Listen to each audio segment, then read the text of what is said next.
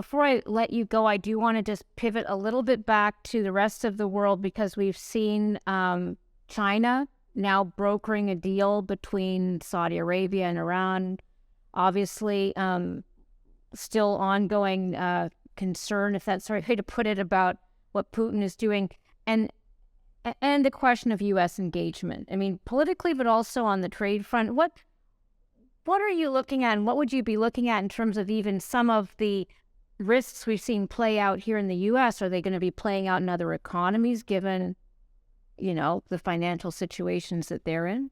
Well, talking about economics, in Europe, they're all giddy because instead of a recession, they may have flat or maybe 1%. That's nice, but it's not what the future's going to be. It's not going to solve their problems. Yeah. In terms of geopolitically, there was a book several years ago, came out, the slew of them came out in 2014, and for 100th anniversary in the start of the First World War. Mm-hmm. And one of them was entitled The Sleepwalkers, about how diplomats really didn't know what they were doing as they walked into this catastrophe. And I think we see the sleepwalkers today in U.S. security. They've let China run everywhere. They've, Saudi Arabia, we gratuitously slapped them aside. And so China reached out to them. We underestimated what Putin's game is, even though he has written what his intentions are for Ukraine.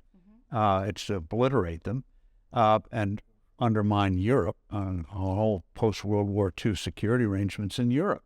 And there's no sense of urgency, no sense of, gee, we got to get things going like we did in the 1980s, belatedly we did in the late 30s, early 40s.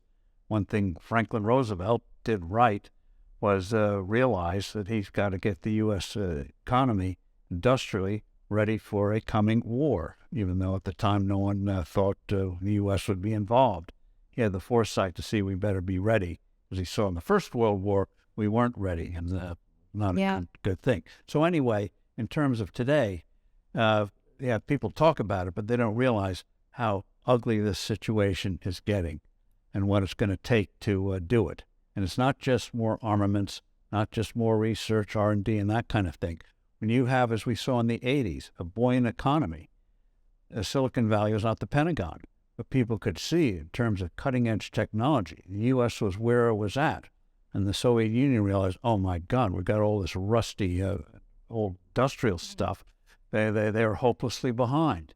So that's how you do it. You play to your strengths. That's why with that chip bill they passed, we got to revive the chip industry. The chip industry started to revive. NVIDIA stock is even doing okay today. Yeah. But instead they're going to, China's doing, we should do it too. No. Let them play their game. We can play our game, play to our strengths. So the sleepwalkers are there, and they don't connect the dots between a vibrant economy, an innovating economy, coming up with stuff people couldn't even dream of, and national security and staying power. And one of the things that I think we should take some heart from is when Ukraine was invaded a little over a year ago, the West responded in a way that no one foresaw. No one foresaw. Stronger NATO, or what did they? Stronger NATO, that we respond, providing weapons. Now, the problem is, in terms of providing weapons to Ukraine, it's always been the old phrase, day late, dollar short. Not giving them, they could have won this war by now if we'd provided the aircraft and other weapon systems. And but they thought, Putin might get upset. Boo-hoo. And he wasn't going to use nukes because the Chinese said, no, don't cross that threshold. We don't want Japan and South Korea getting the idea. They have to have nukes. Yeah. So we misplayed the hand there. But anyway, one of the little facet of good news is there's now a bipartisan bill in the Senate from Senator Coons of Delaware and Senator Thune of South Dakota, paving the way to give the president authority to negotiate a free trade agreement with Britain. And I got sidetracked a few years ago. It's bringing it back.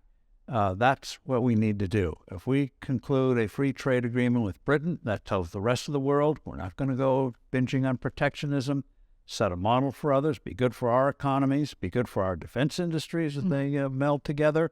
So I'm looking at that saying maybe a little flower there is something we should look at. A sign of hope. Good. Sign of hope. A sign of hope.